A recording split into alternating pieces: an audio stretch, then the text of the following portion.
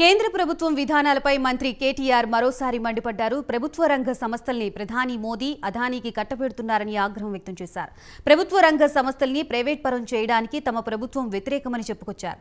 విశాఖ ఉక్కుని ప్రైవేటీకరణ చేయడానికి కేంద్రం కుట్రలు చేస్తోందన్నారు.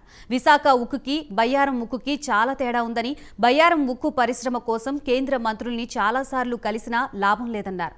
ప్రాజెక్టులని జాతికి కాకుండా ప్రధాని తన స్నేహితులకి అంకితం చేస్తున్నారని ఎద్దేవా చేశారు. అదానీని పక్కకి తెప్పిస్తే బయ్యారం ఉక్కు, విశాఖ ఉక్కు నడపడం సాధ్యమేనన్నారు.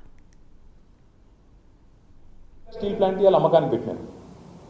అదెందుకు అమ్మకానికి పెట్టాల్సి వచ్చిందంటే గనులుగా కేటాయింపులు చేయక, ఇవ్వాల్సిన ఐరన్ ఓర్ ఇయ్యక, దాన్ని ఎండబెట్టి కుక్కని చంపే ముందు పిచ్చి కుక్కని ముద్రేసినట్టు దాన్ని నష్టాల్లోకి నెట్టి, బలవంతంగా నష్టాల్లోకి నెట్టి ఇవాళ ఈ బయలుదిల్లా డైరెక్ట్గా ఇచ్చినట్టయితే నడుస్తుంది అది కూడా.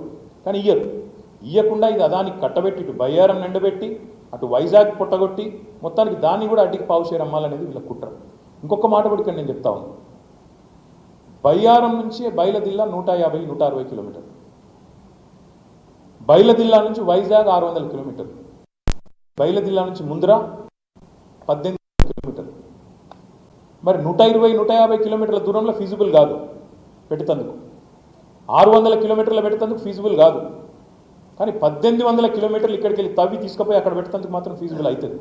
ఎట్లయితుంది? ఎట్లా సాధ్యపడుతుంది? దయచేసి రెండు రాష్ట్రాల తెలుగు ప్రజలు, ఇక్కడ ఉండే అజ్ఞాన బీజేపీ నాయకులు అర్థం చేసుకోకపోవచ్చు, అర్థం చేసుకున్నా అదాని కోసం నోరు మూసుకోవచ్చు. ఎందుకంటే వీళ్ళు అజ్ఞాని, ఆయన అదాని, గ్యారంటీ డెడ్లీ కాంబినేషన్. కాబట్టి వీళ్ళు అర్థం చేసుకున్నా చేసుకోకపోయినా తెలుగు ప్రజలు అర్థం చేసుకోవాలి. వైజాగ్ పొట్టగొడుతున్నది ప్రధాని అదాని, బయ్యారం ఎండబెడుతున్నది కూడా ప్రధాని అదాని. ఇక్కడ ఉండే అజ్ఞానికి ఆ అదానికి ఉండే సంబంధం మాకు అవసరం లేదు. కానీ ప్రధాని అదాని కలిసి తెలుగు రాష్ట్రాల సంపద కొల్లగొడుతున్న వాస్తవం. ఇది నిర్దిష్టంగా ఆధారాలతో సహా నేను ఆరోపణ చేస్తా ఉన్నా. నేను చెప్పిన మాట తప్పైతే దమ్ముంటే పరువు నష్టం దావా వేయండి నా మీద. నేను చెప్పిన మాట తప్పైతే, నేను చెప్పింది అవాస్తవం అయితే, ఎందుకు బయ్యారంలో ఉక్కు కర్మాగారం పెట్టడం లేదు, ఎందుకు మీరు వైజాగ్ని చంపే ప్రయత్నం చేస్తున్నారు అని ఇవాళ నేను చెప్తున్న మాటలు తప్పైతే, నేను మాట్లాడింది తప్పనే రుజువు చేసే శక్తి మీకుంటే మీరు కోర్టు ద్వారా అవసరమైతే ఎదుర్కోండి. నేను చెప్పేది తప్పైతే